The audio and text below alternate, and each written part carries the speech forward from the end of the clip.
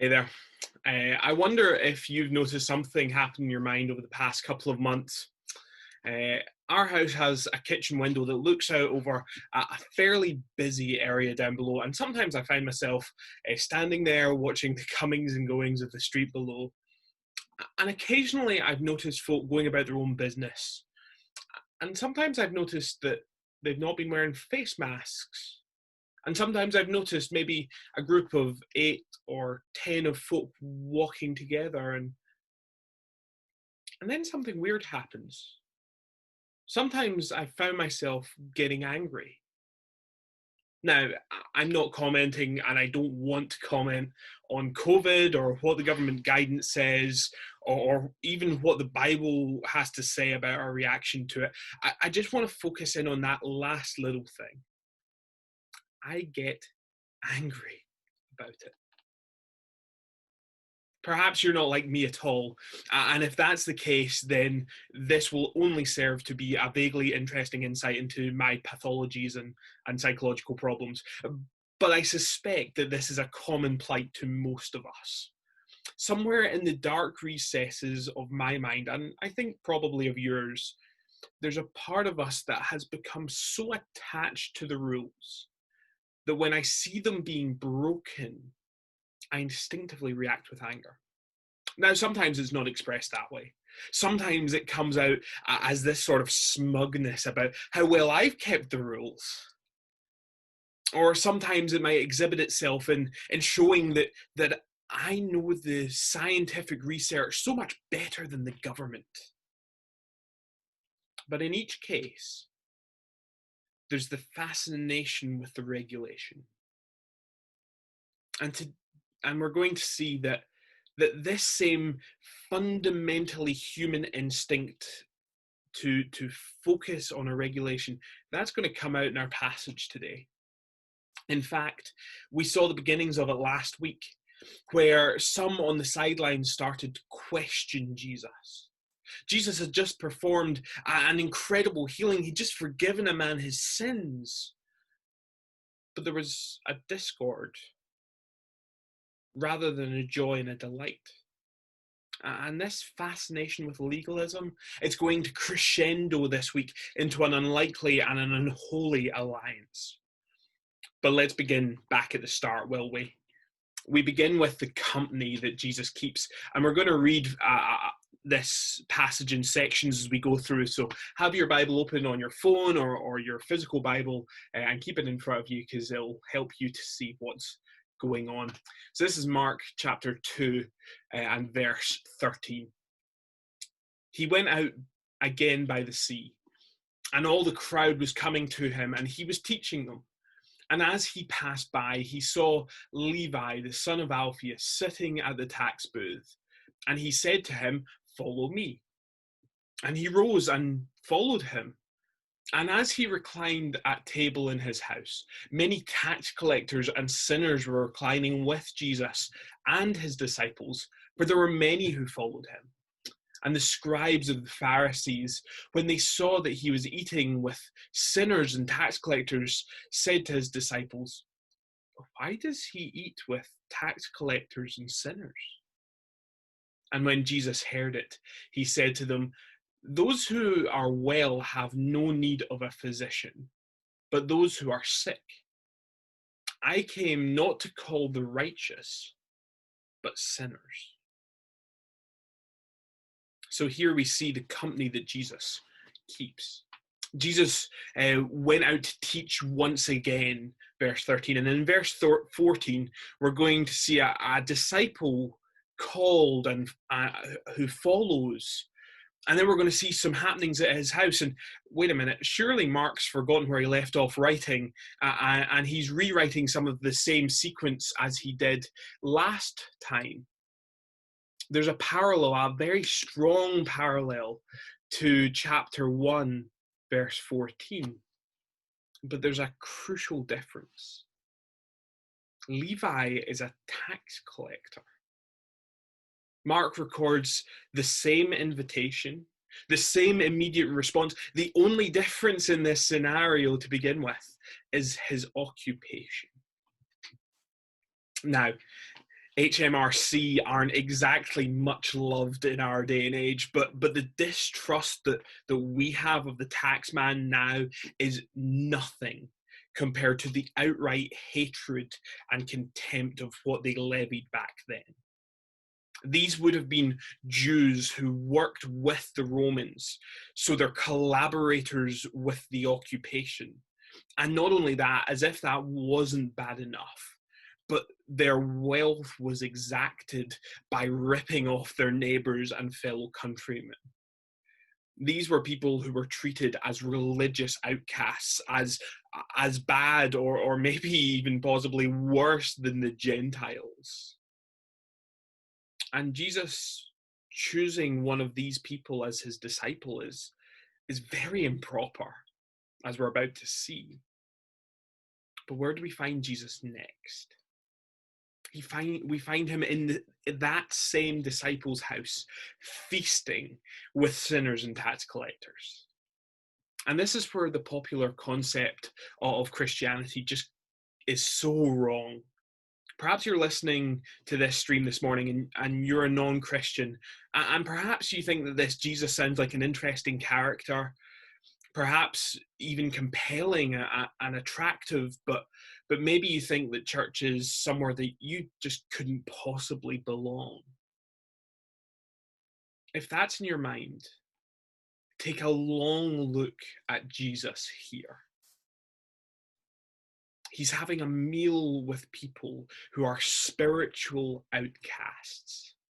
And as a church, this is the person that we follow. And we would love to likewise welcome you. For some of us who are Christians, we sometimes think that Jesus saved us, but we question, would he really be okay with my family, with some of my friends? And again, we need to take a long look here. When we come to Jesus, we instinctively should do what Levi's done here and bring Jesus to meet our friends. And the meeting of Jesus and sinners, it's not a fretful clash of cultures. This isn't that worrisome day when a working class bloke has to introduce his da, who's maybe not the tidiest and maybe a little bit scruffy around the edges and maybe just doesn't have the right language, to his upper middle class soon-to-be mother-in-law, pristine and everything right and proper. Rather, Jesus comes in and sits down and participates in this feast without wringing his hands or holding his nose. In fact, the way that Mark writes this, it looks like Jesus is the host. It's as if he's just come in there and become the person holding this incredible feast. The Pharisees see this happen, and they challenge Jesus' disciples. Hold on, that's not the right company for a rabbi. He should be keeping himself clean and hang out with the right people, with respectable people like us. But Jesus' response is simple. What's the point of being a doctor and not working in a hospital? What's the point of being a nurse and not being around people who need medical attention? Jesus has come with a purpose. He's come for sinners, for people like us, for people like me. If you perhaps are thinking that you're not good enough for Jesus, and it's a common misconception in our world, be encouraged. That is precisely the prerequisite for coming to him. The next thing that happens is we see the rules and how they apply. You see, Mark changes the scene quite quickly for us. And let's read the next bit of our passage. So we're in Mark chapter 2 again, and we're jumping down to verse 18. Now, John's disciples and the Pharisees were fasting, and people came and said to him, that's to Jesus, why do John's disciples and the disciples of the Pharisees fast, but your disciples do not? And Jesus said to them, Can the wedding guests fast while the bridegroom is with them? As long as they have the bridegroom with them, they cannot fast. The days will come when the bridegroom is taken away from them, and then they will fast in that day. No one sews a piece of unshrunk cloth on an old garment. If he does, the patch tears away the new from the old, and a worse tear is made. And no one puts new wine into old wineskins. If he does, the wine will burst the skins, and the wine will be destroyed, and so are the skins. But new wine is for fresh wineskin. Let's read the next section with this. One Sabbath, he was going through the grain fields, and as they made their way, his disciples began to pluck heads of grain. And the Pharisees were saying to him, "Look, why are they doing what is not lawful on the Sabbath?" And he said to them, "Have you never read what David did when he was in need and was hungry? He and those who were with him, how he entered the house of God in the time of Abiathar the high priest and ate the bread of the presence, which it is not lawful for any but the priests to eat, and also gave it to those who were with him. And he said to them, the Sabbath was made for man, not man for the Sabbath. So the Son of Man is Lord even of the Sabbath." Do you see what's going on here, I wonder? John the Baptist and those who followed the Pharisees, they were fasting, and Jesus is challenged, why don't your followers do the same? And hear the question behind the question. Why do your followers not do the correct religious things? By fasting, what's meant here is not eating for a set period. And the background on fasting here is, in the Old Testament, it's required for one day in the year. But the traditions of this day had turned it into a twice weekly event, scholars think. And Jesus' response is surprising. Notice it's not defensive or condemnatory, but it takes the issue out of the realms of laws and rules and places this whole idea of fasting around his own mission and identity. My disciples can't fast because they're celebrating with me. And notice, he doesn't consign fasting to the garbage heap, nor does he plonk it on a pedestal. He merely says that it's irrelevant to the then and there. In fact, he does hint that his followers will fast in coming days when he's not with them, but not for this time. As a side note, Christians do fast now, and it's in line with what Jesus hints at here. When it's done well, it's done to give time and space for us to especially focus on God and on his word. But all too often, when it's used as a mark of, quote unquote, how good someone is. Let me put it this way. If you wonder whether you should fast, and you're thinking that it might make God like you more, or he might listen to your prayers a little bit better, don't bother. It just won't work for you. On the other hand, if you're wondering about fasting as a helpful tool for deepening your relationship with him, then maybe come on the Zoom afterwards and chat about it, because it'd be worthwhile talking about. Mark then places two of Jesus' parables straight after this little discussion to expand on the principle. Jesus isn't coming as some sort of bolt-on or repackaging of traditional Judaism. And if you try to use him in that way, if you try to box him into that mold, he'll destroy the Judaism that you love, and you'll end up with nothing worthwhile. Now, be careful to hear what I'm saying correctly, because this is a little bit tricky for us in our society 2,000 years after Jesus was around. Jesus has not destroyed the Old Testament. Explicitly, Jesus fulfills the law. And we've already seen that in Mark. Did you notice, I wonder, when he healed the leper last week, that he instructed the chap who was healed to go and do exactly as the law told him to do? Jesus isn't some partisan rebel leading an insurrection against the law and the prophets. That would be absurd. Jesus is God, and as such, he gave the Old Testament. Rather, Jesus is the king coming to find his words being twisted and misused by bureaucrats and lawyers to oppress his people. And he is coming and re-establishing the original purpose and correct use for his law for his people. And that's exactly what the second part of the passage that we just read illustrates. Jesus tops it off with this phrase, the Son of Man is Lord even of the Sabbath.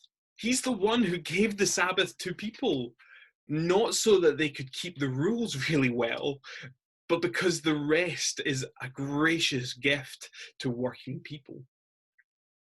We live in a world that perhaps takes this for granted, because in our culture and society, employees' rights are held as sacrosanct. The weekend is a normal idea. And so the idea of Sabbath is nothing special. And maybe the only times that we talk about it or hear it is in the context where actually it's a bit of a drag and laws and rules to keep you kind of hemmed in.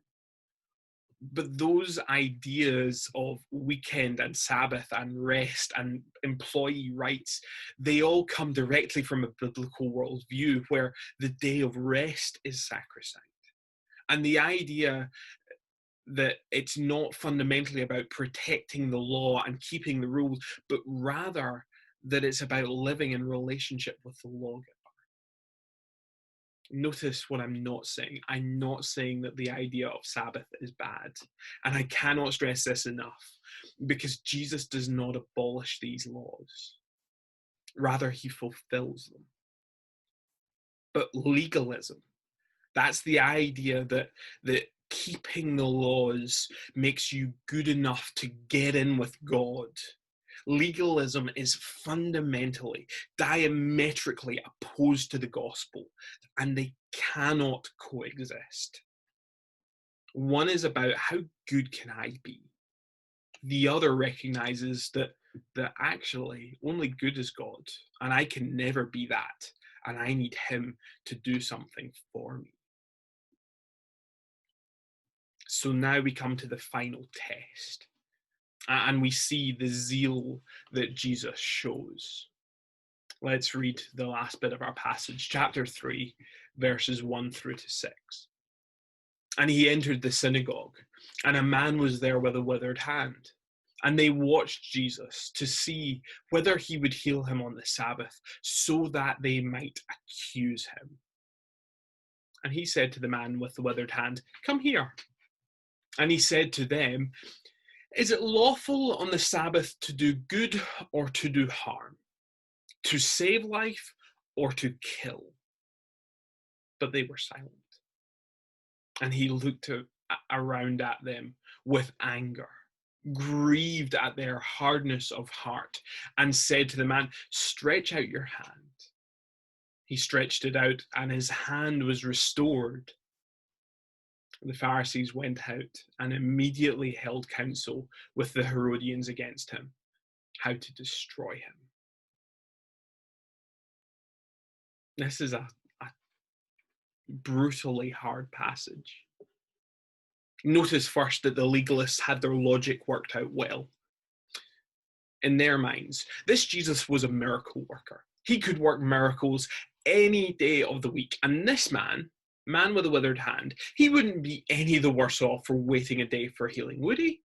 And if he was in a critical state, if he was in the hospital being rushed to A&E, then perhaps Jesus should step in and make it right. But this is just a chronic inconvenience. Like, this shouldn't be something to break the Sabbath over. Do you hear that coldness in the logic? It's almost like when we say that we love Jesus. He's so incredible, and we really long for him to work in our lives, but But please, can you keep the mess to a minimum and make sure not to disrupt the career path that I've got carefully planned out and the home buying that I want to do in 3.5 years? That would be great. Thanks very much. It's like when we say that we would love for Jesus to bring folk to know him. We'd love for people in Preston to get saved. But please God, can they all look and sound just like us, with shared hobbies and with good manners and no social quirks or oddities? It's heartbreaking logic. The reality is that I look and sound like a Pharisee much more often than I would care to admit. Stony-hearted and concerned with keeping to time and custom, not dealing with the person in front of me for their good. And this time, when Jesus deals with them, he deals with them directly, and he asks them a question to expose their hearts. Which is right? What is right, Pharisees? You're the lawyers of the law. To do good or to do evil on the Sabbath? And they know the right answer, but they remain silent. They plead the fifth, as the Americans would say, rather than self-incriminating. And then, in their revealed guilt, they go out and spend their Sabbaths in evil, plotting to kill the one who gave them the Sabbath that they so vigorously claim to defend. Goodness. Notice Jesus' anger. This legalistic attitude is an affront to God's holiness. It tries to boil down these things that are eternally significant into a matter of simple T's and C's. If I keep my end of the bargain, God will keep his. And it shows itself up whenever we as Christians look around at other Christians and judge them for how well they keep to our rules. Rather, we ought to be loving our brothers and sisters, longing for their best and pointing them to the same Saviour who has covered over a mountain of sin and blood and guilt in our lives by his own blood. And as we look out over Preston, over the UK, over this whole world, we see folk desperately trying to justify themselves, to make themselves look good enough. And sometimes we find people who have tried and failed and who have just given up. Let's introduce them to the one who took us from our lowest place, who showed us that it wasn't about our performance. If you're maybe hearing this and this religion, this Christianity, this Jesus doesn't sound like what you expect, please do reach out to us. We would love to tell you more about this Jesus and to invite you into community. As we wrap up our passage, there's a shadow here that looms over the rest of Jesus' ministry. This division with the religious elites, and there's a hint towards Jesus' end, not as a king being accepted into his city, as he should be, but of one who will be treated as an outcast, being killed as a lawbreaker. But see the irony. I know that I've already said it, but let me say it again. Jesus was the source and the whole point of the law. And we, Christ followers, though we are free from this law, yet we have it written on our hearts as those born again in Christ. We don't need someone to tell us the umpteen ways of breaking the Sabbath. We just need to be told of the gift of rest that God has graciously given to us. Is it easy? No, not really. But it's simple. And it's a light burden in comparison to any other system in this world. And as we stumble and fail our way through life, we draw close to the one who has come to be the friend of sinners, the one who loves us, not who loves what we can do or what we can give. And isn't that a secure refuge for us, regardless of our circumstances?